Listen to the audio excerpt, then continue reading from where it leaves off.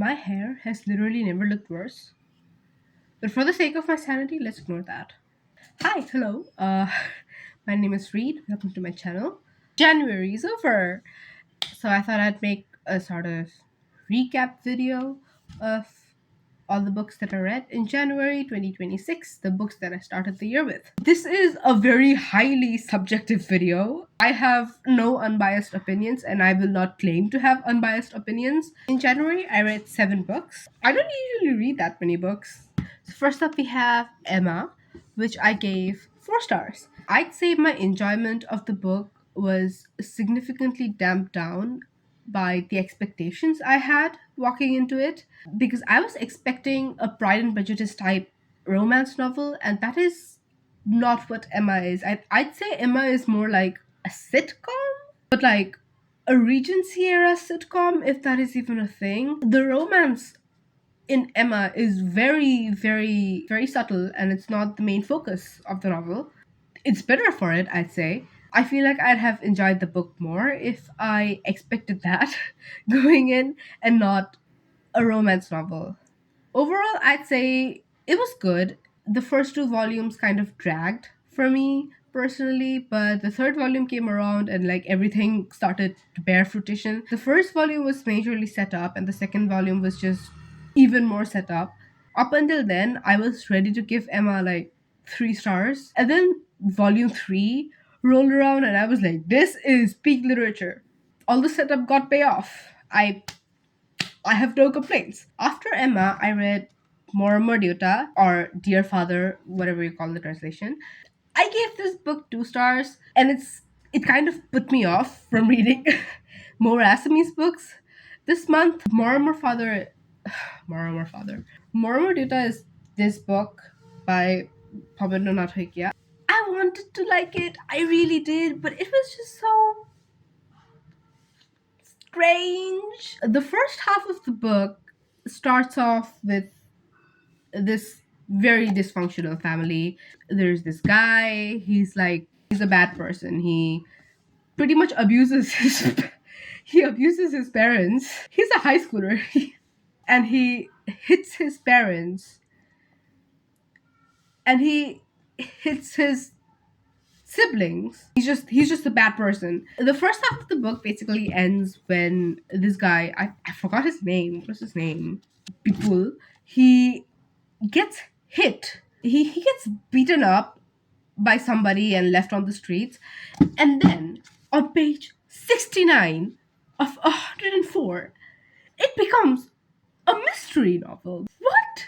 I thought this was going to be a coming of age story where like people gets character development and becomes a better person, or like his family members disown him because they realize how much of a toxic bitch he is. But no, the first 70 page, oh my god. The first 70 pages, this entire section is spent setting up a story, which is fine. Like I was pretty invested during these pages. I was pretty invested, and I was like, yeah, I want to know what goes on next. And then for the second half of the novel, it just becomes a detective story. Who is Nikunja? I don't know this man. Why is he here? Spoiler alert for the end of the book. Ultimately, it turns out that the father was the one who like beat up Bipul, his son, and sent him to the hospital. And the detective half of the novel is spent trying to figure that out, which is useless. Why are we doing this? Like, it feels like the author wanted to write a detective novel, but if you wanted to write a detective novel, just write a detective novel. What is the point in spending half the book telling me a different story and then using the rest of the half to change the genre entirely? That is not. I feel like 2 stars is too much for this. I'm changing my rating. It's 1.5 stars now. Next up, we have Gitanjali by Rabindranath Tagore, translated by W.B. Yeats. I gave this book 3.75 stars. That is because this is a good book. I just do not enjoy poems. I will probably never pick up a poetry book ever in my life again.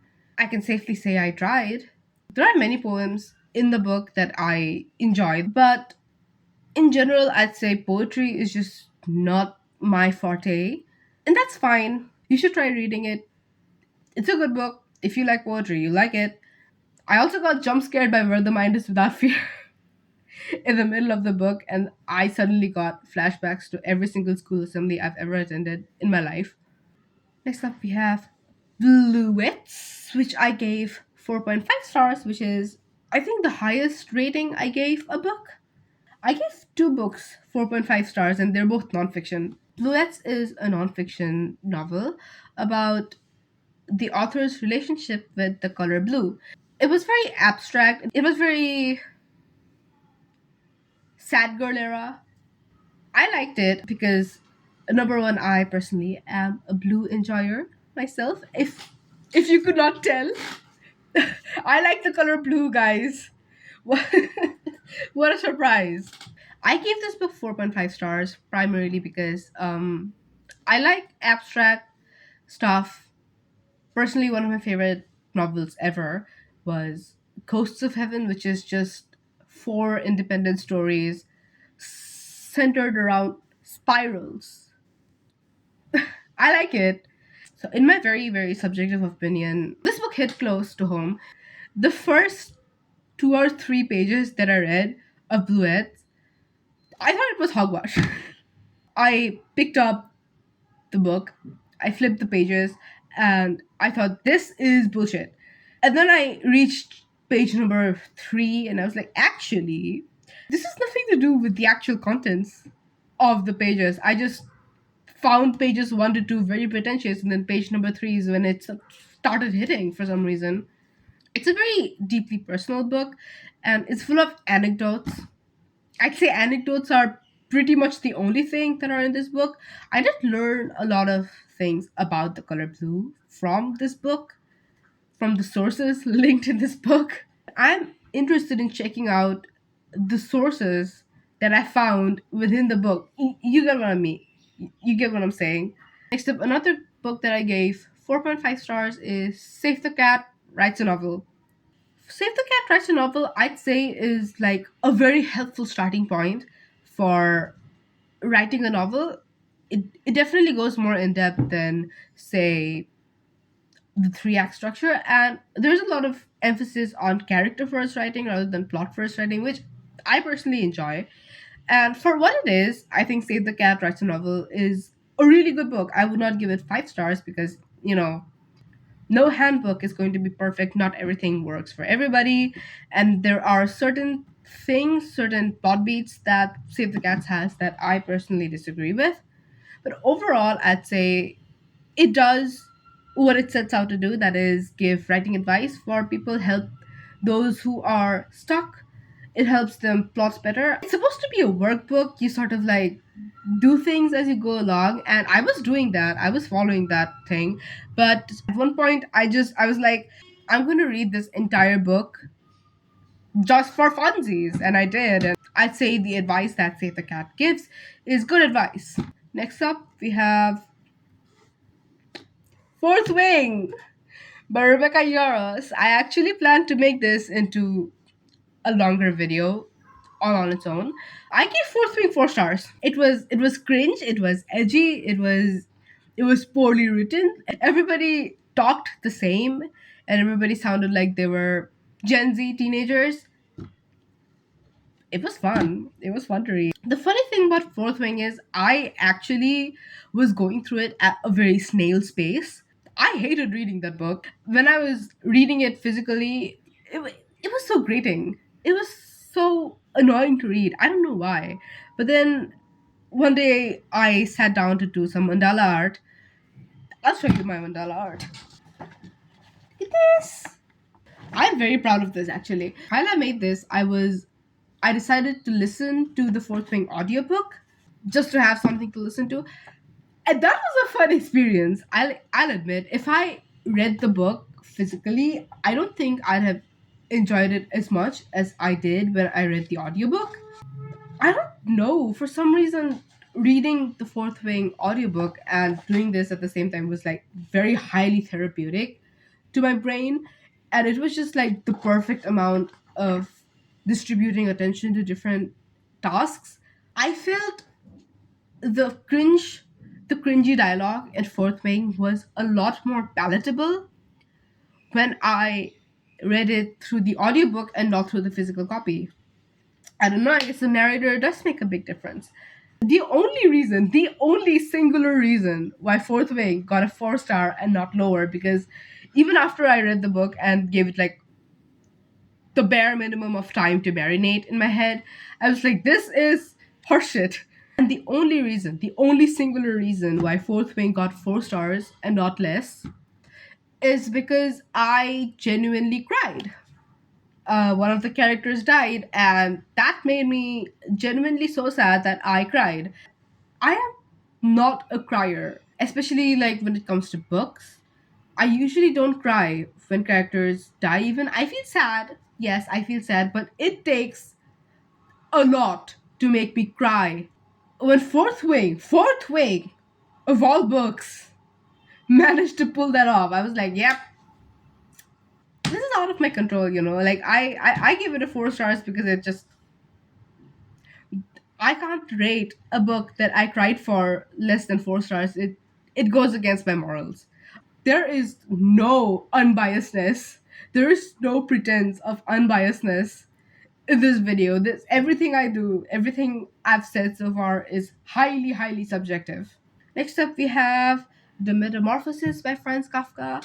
So Franz Kafka's works are counted under public domain, and I thought, you know what? Why not find a free audiobook of this on Spotify? And I also did this while I was listening to The Metamorphosis.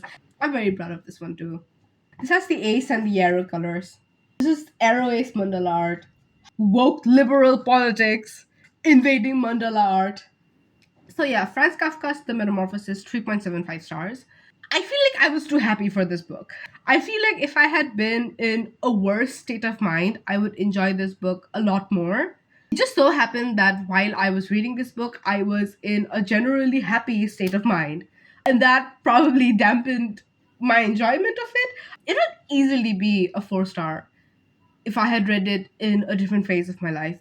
Not only a 4 star, I think at some point I would have rated The Metamorphosis 5 stars, purely because most of the books that I have rated 5 stars in my life are just books that I happen to read at the right time. Oh my god, somebody is doing construction work in the background. Stop! I'm trying to record a video. The Metamorphosis got a 3.75 stars for me. I'm thinking now, and I think I should probably increase that to 4 stars instead.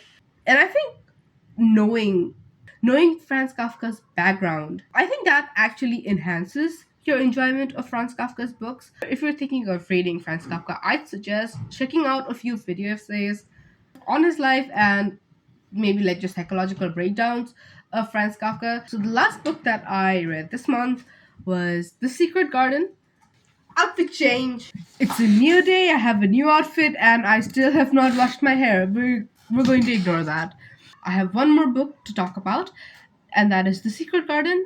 The Secret Garden is actually the only book of which I own 2 editions, and it just happens to be my comfort book. It's one of the first books that I ever read. I think it was like the fifth or sixth book that I ever read in my entire history of reading. I was very young when I read The Secret Garden. It does have a lot of racist undertones. When I look back on it, I did not pick up on the racist undertones when I was a child. I was just happy that India was mentioned, even. But I also think the book was probably written during the colonization period. I'm just going to choose to ignore that aspect of the book. Overall, it's a very touching story. It kind of fundamentally shaped me as a person. I think if I didn't read The Secret Garden when I was a child, I would essentially be a different person. So yeah, that's all the books that I read in January. I read 8 books in total, and I hope to read more as the year goes on. I still don't have an outro. See ya.